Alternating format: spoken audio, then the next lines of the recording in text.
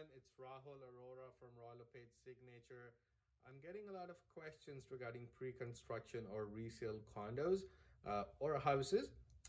In this quick video, I'd like to bring or talk about a few points that you might want to consider when making the decision. So point number one, always compare the neighborhood sales prices of resale houses or condos versus the pre-construction prices.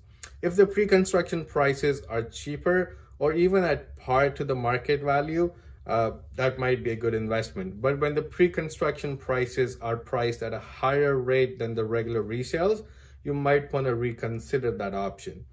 Point number two is the down payment structure. For a lot of pre-construction projects, the down payment structure starts from about 10% to 20% within a year or year and a half, compared to a resale house where the down payment starts at 5% up to $500,000 and 10% on the balance.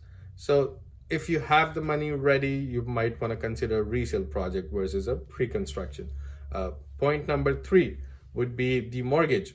For a pre-construction project, you need a mortgage pre-qualification for now, but the actual mortgage would start when the project is ready for occupancy, compared to a resale project where your mortgage starts as soon as you buy off that project or buy the project. Point number four, HST. Whenever in Canada, whenever the property is up for sale for the first time, there is always an HST factor added to it. If you're a first-time home buyer, a lot of builders, and because of the government incentives, you might not have to pay the HST. But if you are an investor, please be careful about the HST part, because that can add up about 8 to 10% on the value of the condo or a house. For any resale, the HST is always included in the purchase price, so you need not worry about that. Point number five would be buying off from a floor plan for a pre-construction project versus an actual house which is already built in a resale. Also, things to consider would be upgrades. The builders give you absolute basic houses. So if you have any upgrades to do, and if you're planning to get it done through the builder, that might hit your pocket.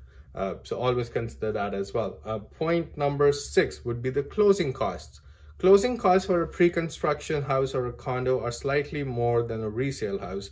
There are development charges, which we can get them capped for you from the builders, but still they are added expenses. On a resale, you don't have to pay any development charges as well. So that is something that can add up very quickly. So these are the few basic points that you might want to consider when making a decision. But if you have any questions, you know where to reach me, and talk to you later. Bye-bye.